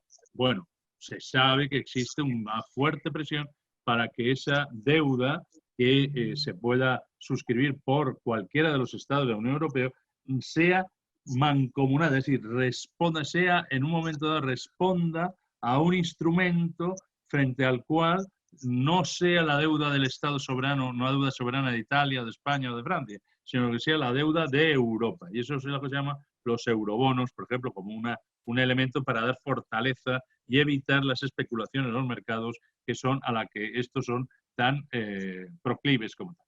Y luego, hay un elemento que yo creo que es muy interesante para América Latina y para nosotros, ¿no? Y sobre todo, por ejemplo, para el Fondo Monetario Internacional, ¿no? Mire, nosotros no queremos que nos presten, queremos que nos den dinero. Esto es un tema muy sencillo. Nosotros nos queremos dar dinero y no devolverlo. Esto es un problema fundamental. ¿Por qué? Porque hoy la pandemia ha destrozado el sistema económico, el sistema productivo, ha destrozado vidas, ha destrozado personas. Es un elemento central. Donde, por otra parte, en un mundo desarrollado, en donde, digamos, el dinero, lo que es la liquidez, existe y es muy importante. Y no tenemos problema. No hay un problema de liquidez ahora. Hay un problema de desarrollo. Por tanto, nosotros no queremos que nos presten, queremos que nos den. Y esto es un tema, es un debate muy interesante que en Europa se ha dado. Es decir, nosotros pensamos que necesitaríamos más o menos algo así, a ver, yo siempre me equivoco, pero vosotros que sois hombres del mundo, tanto Cristian como Álvaro, pues es algo así como 15 billones de euros. ¿No? Pero posiblemente no sean 15 billones, sino que sean 15.000 billones de euros. No tengo ni idea, pero es una cantidad monstruosa la que requerimos como la financiación directa de la Unión Europea a los países que estamos en esta situación.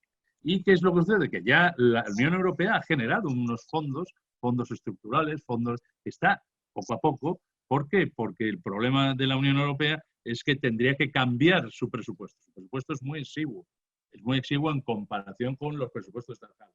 Entonces habría que cambiar esto. Bueno, a lo que quiero decir, el problema de la financiación es un problema que ya no solo corresponde a cada Estado. Tenemos que estar también pensando que la financiación tiene que ser financiación global porque el riesgo, la situación en la que estamos es una situación global y de la cual tenemos que salir todos. Y no podemos salir como hasta ahora mediante la puesta en práctica de una desigualdad radical entre los que tienen las fuerzas del privilegio y aquellos que, en definitiva, solo viven de su trabajo. Muchísimas gracias, doctor Bailos. No sé si quizás el doctor Vidal o el doctor Sánchez también pudieran complementarla, también para verla en la óptica nacional. Agradecemos nuevamente al doctor Bailos. Adelante, doctor Sánchez. Disculpa, solo quería hacer una precisión. En el cuadro que mostré de utilidades versus PBI e ingresos PBI, solo comprende el 10% de los ingresos de los independientes. O sea, está el 90% aproximadamente de las utilidades empresariales, el 100% de los ingresos de los dependientes o asalariados o trabajadores subordinados y únicamente el 10% aproximadamente de los independientes, ¿de acuerdo? Pero si tú incluyeras los ingresos de los dependientes no creo que varíe mucho, ¿no? Por el peso que tienen en sus ingresos. O sea, son casi igual en número que los asalariados, pero sus ingresos son mucho menores, ¿no? ¿De acuerdo? Muchísimas gracias, doctor Sánchez. Doctor Vidal, no sé también si quisiera precisar algo respecto a la última pregunta también. Sí, bueno, en relación a las medidas que quedan pendientes de tomar, digamos, en realidad, no solamente una vez salida esta situación de la pandemia, sino también durante este periodo de pandemia, ¿no? Digamos, es cierto que hay aspectos estructurales que hay que mejorar, sin duda, ¿no es cierto? Pero también hay medidas que se pueden tomar en el corto plazo. Y como hemos visto, incluso la entrega de bonos de carácter excepcional en nuestro país lamentablemente se dificultan porque ni siquiera tenemos de manera clara establecida los criterios para poder hacer llegar estos recursos, ¿no? Inicialmente, cuando se habló de este bono extraordinario población en situación de pobreza, se recurrieron a los registros del Sistema Focalizado de Hogares, el SISFO. Sin embargo, este mecanismo es diseñado en base a criterios de focalización, ¿no? Y a criterios, digamos, geográficos, pero que, por ejemplo, no incluye sectores claramente desde una perspectiva de pobreza no solamente económica, sino una mirada de pobreza multidimensional, que es acceso a otro tipo de bienes o servicios públicos, podrían quedar excluidos. Por ejemplo, el caso de los pensionistas públicos, ¿no? En nuestro país tenemos pensionistas de viudez que reciben 250 soles, es decir, $80. Eso claramente no garantiza un ingreso adecuado y están siendo excluidos de este tipo de beneficios. Entonces hay sectores ciudadanos que están siendo gravemente perjudicados si no se dota a estas medidas de una mirada más de universalidad y de ciudadanía, ¿no? Entonces hay que ampliar las medidas de emergencia a nivel de prestaciones económicas, hay que incluir a sectores que están siendo invisibilizados y excluidos, por ejemplo, trabajadoras del hogar. Las medidas que se tomaron a nivel laboral no consideraron a este amplio sector de trabajadoras y trabajadores en el Perú como son las propias trabajadoras del hogar, y se requieren medidas específicas también para ellas porque están siendo gravemente perjudicadas, ¿no? Y ya en el mediano plazo, la ampliación de nuestros sistemas de protección social, tanto en salud como en aseguramiento de ingresos, pensiones, renta universal, pasan necesariamente por un debate de carácter tributario, un debate fiscal, y que este nuevo pacto social contra la precariedad incluya también reformas tributarias. Si no damos ese paso de ampliar la base tributaria, de gravar a quienes más ingresos tienen, lamentablemente vamos a seguir con un país desigual, y en estas situaciones, en estas coyunturas de crisis, se muestra de manera mucho más grave esta desigualdad, ¿no? Decía en mi intervención que en el Perú la recaudación fiscal se centra principalmente en impuesto general a las ventas, impuesto al consumo, que lo pagamos todas y todas según el consumo que tengamos. Pero hay que fortalecer más bien y poner el foco más en los impuestos que gravan la renta, ¿no? El impuesto a la renta de tercera categoría, la renta empresarial, las rentas de capital, que en nuestro país tienen tremendos beneficios, ¿no?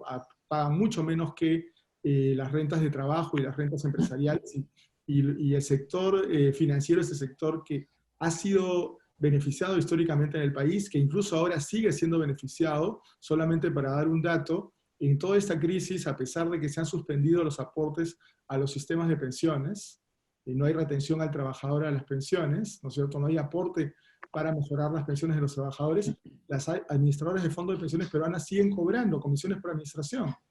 Si ustedes se fijan en la información de la Superintendencia de Banca y Seguros, van a encontrar que en el mes de marzo, que es el mes cuando empezó esta pandemia, cuando se tomaron las medidas de emergencia, sin embargo, ese mes las AFPs tuvieron nuevamente un ingreso récord en sus utilidades. ¿Por qué? Porque siguen cobrando sobre nuestros fondos una comisión sobre administración que ya ha sido dejada de lado en varios países, ¿no? Y una reflexión final que quisiera dejar es que cuando se habla de reforma de pensiones hay que tener en cuenta que en la mayoría de países que en su momento viraron hacia un esquema de AFP o de capitalización individual, que fueron solamente 30 países en el mundo, la gran mayoría ha retornado a sistemas públicos de pensiones. Eso luego de la crisis del año 2009. Son muy pocos los países en el mundo que aún mantenemos un esquema de AFPs como base del sistema de pensiones, y eso también hay que plantearlo. No solamente para el sistema social, sino reformas de carácter estructural, ¿no? Y eso pasa por una reforma tributaria. Es lo que podría decir, y bueno, muchas gracias. Muchísimas gracias, doctor Vidal. Ya para abordar las últimas preguntas, pasamos con una que va respecto de lo siguiente. Si me brindan un momento, que también este tema del Zoom es un poco complejo. Aquí está. La pregunta también nuevamente es abierta. Sí, les ruego también poder responderla con la brevedad del caso. En este esquema de las empresas transnacionales, ¿qué mecanismos hay o existen para presionar o impulsar a las empresas que les prestan servicios terciarizados a cumplir o gestionar las negociaciones colectivas con sus trabajadores?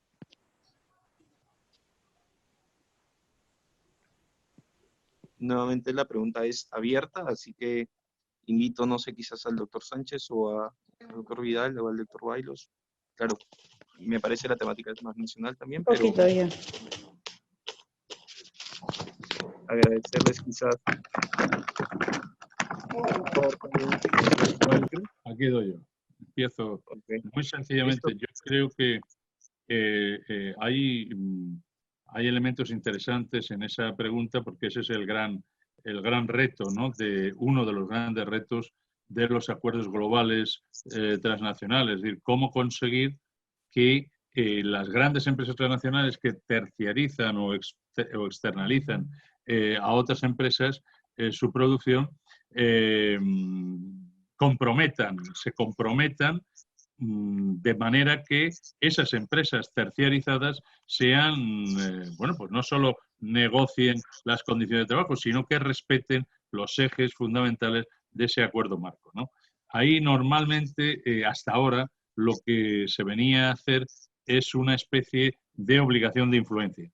Es decir, una vez que se veía que la empresa terciarizada no cumplía con las obligaciones que había asumido la empresa madre, la empresa, digamos, la empresa que terciariza, la empresa transnacional, entonces el sindicato internacional llama a la empresa transnacional que tiene que conseguir, que tiene que intervenir para que la empresa terciarizada cumpla con ese programa de derechos, etc. ¿Y cómo lo hace? Pues muy sencillo, diciendo, en la medida en que no cumplas los derechos a los que yo me he obligado, con los sindicatos, por ejemplo, mediante la negociación colectiva, etcétera, yo retiraré mi encargo respecto de ti y tendré que hacerlo con otra empresa. Es decir, es una especie, como veis, de obligación de influencia comunitaria. El otro punto son estas leyes de vigilancia que se está apareciendo, el caso francés, pero hay también caso inglés o sobre el tema fundamentalmente de trabajo forzoso o algunas leyes en California sobre esa cuestión. Lo que vienen a hacer es que esta misma idea tiene que estar anclada, digamos, en la responsabilidad del Estado. Es decir, el Estado obliga a cada una de las empresas transnacionales, les da un plazo determinado, a que haga una especie de plan de prevención. Si cogiéramos el problema desde el respeto a los derechos humanos como si fuera un riesgo profesional, pues entonces las empresas tienen que prevenir, ¿no? En un plan concreto qué es lo que tienen que hacer, no solo si sus filiales incumplen los derechos humanos allí donde estén, en cualquier lugar del mundo, sino también en qué medida, cuáles son los mecanismos que han arbitrado para que cuando estas empresas transnacionales hayan descentralizado o hayan terciarizado su producción en otras empresas, estas empresas también estén vinculadas también por este tipo de compromiso, ¿no? Esta es un poco la historia, pero es un terreno en el que todavía, como todos sabéis, pues está, digamos, la diferencia entre la validez y la eficacia del derecho es muy grande, la distancia es todavía muy grande, ¿no? Y por tanto, bueno, pues hay grandes espacios de porosidad normativa en el cumplimiento, en lograr que estas empresas que terciaricen su producción externalicen también el compromiso de respetar los derechos humanos. Muchas gracias, doctor Bailos. Y bueno, ya para ir cerrando, vamos a pasar con la última pregunta, que también es un conglomerado quizás de varias de las preguntas que nos han llegado. Agradezco nuevamente a la audiencia el haber seguido de manera de lo más ordenada posible este procedimiento. Sin embargo, entenderán que por cuestiones de tiempo también solo pasaré a la última pregunta. Sí, una consulta, y esta es dirigida al doctor Sánchez.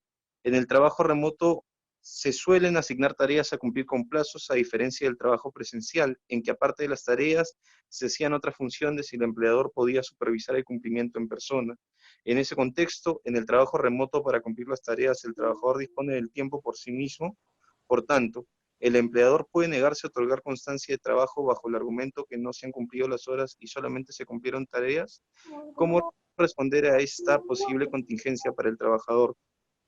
Ahora, sumado a esto también abordar quizás el tema de la situación de los denominados colaboradores, cómo también poder proceder a brindarles a ellos una determinada protección.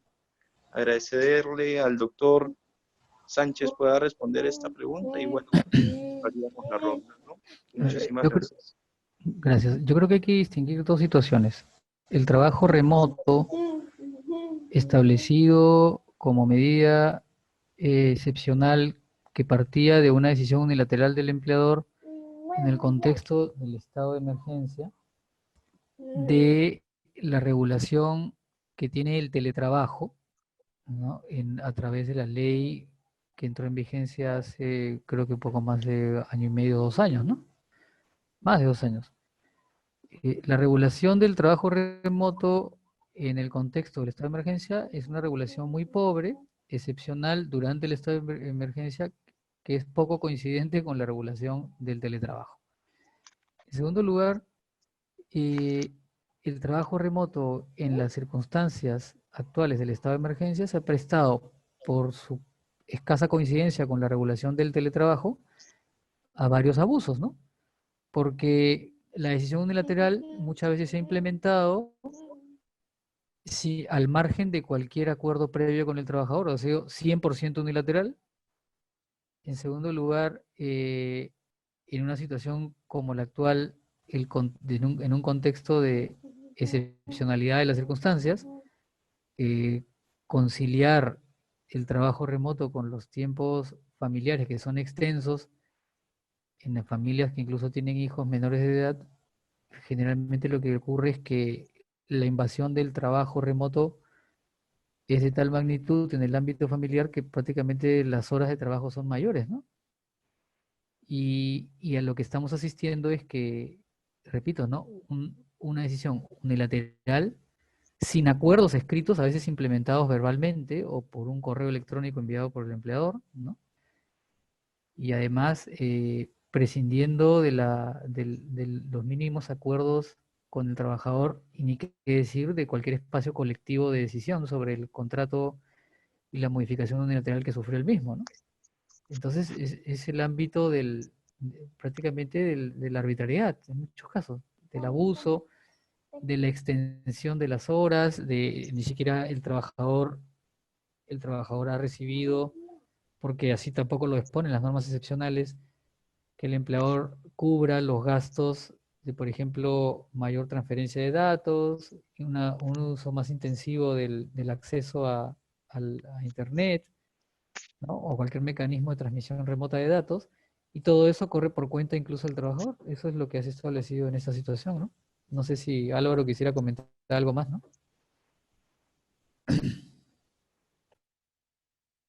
Sí, bueno, gracias Cristian y bueno, a todos los colegas por la participación y a las personas que están participando de este diálogo.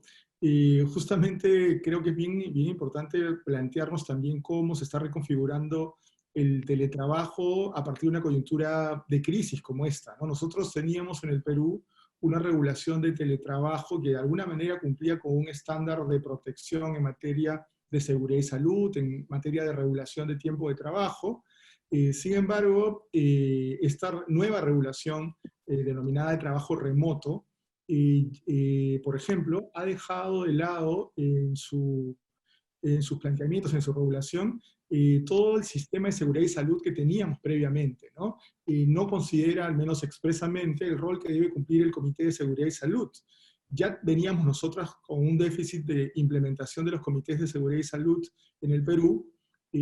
Hay una obligación legal de que todas las empresas conformen estos comités y además declaren la existencia de estos comités a través de la planilla electrónica. Sin embargo, eso en la práctica no se ha venido haciendo.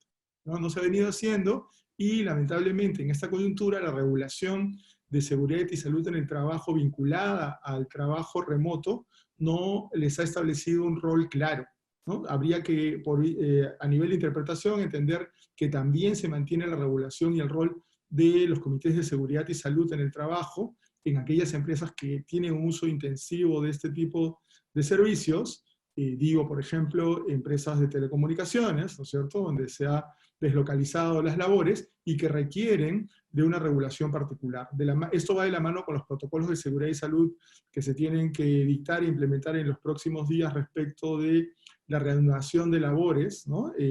No solamente de carácter presencial, sino también va a haber un mayor incremento de teletrabajo y de trabajo remoto vinculado con este tipo de actividades, por lo cual se requiere, digamos, al menos una aclaración desde las autoridades de trabajo respecto de cuál debe ser el estándar en materia de seguridad y salud para el trabajo remoto y anteriormente lo que se conocía como teletrabajo en nuestro país. Y acá es fundamental el rol de estos comités porque es lo que va a asegurar que se cumpla con las garantías establecidas a nivel legal, ¿no?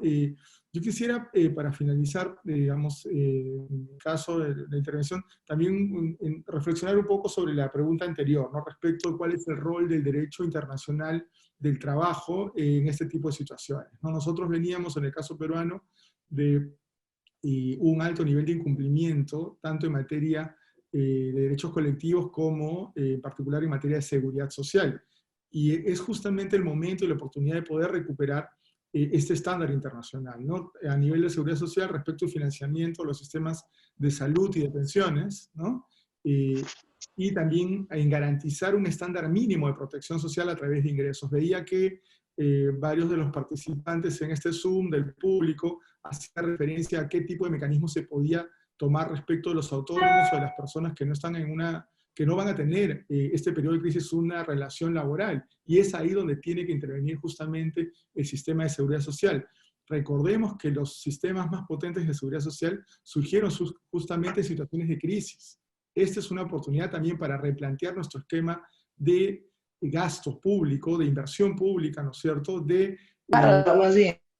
Mencionaba Antonio como en el caso español incluso va a haber un incremento de cerca del 50% del gasto público en derechos sociales, en prestaciones sociales. En nuestro país estamos aún muy lejos de eso, ¿no? Y lo que se ha planteado como una fortaleza, incluso lo dijo la ministra de Economía en el caso peruano, es que tenemos unas reservas importantes. Es momento justamente empezar a utilizar esas reservas en lo que corresponde a protección social, y va a ser un reto también para poder poner en práctica la eficacia y la eficiencia en la ejecución, que es un gran limitante que tenemos en el país, ¿no? Tenemos un gran limitante a nivel de cómo ejecutamos estos gastos. Ya lo hemos visto en la implementación de los bonos, y es el momento de empezar a trabajar y a ver esto también como un servicio esencial, con todas las consecuencias que eso tiene a nivel, digamos, de inyección de recursos, de protección social, ¿no? Bueno, yo lo dejaría ahí en mi caso, y nuevamente gracias por la invitación y poder compartir también acá con tan queridos colegas como Antonio y como Cristian, ¿no?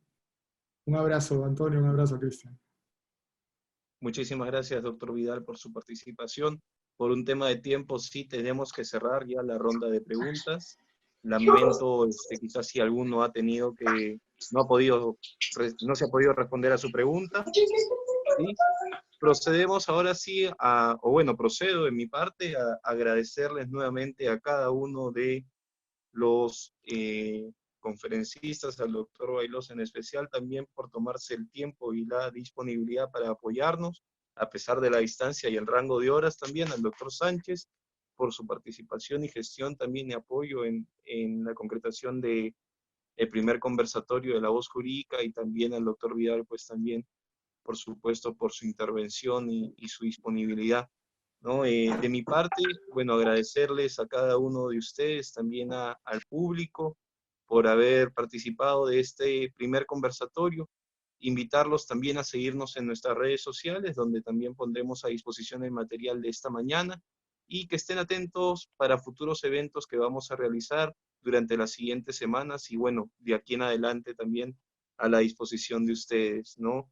Muchísimas gracias por su participación nuevamente a los ponentes. Me excuso también por parte del doctor Vega y de la doctora Isabel Berganza. Ellos han tenido que atender también diferentes reuniones y actividades que también han tenido programadas.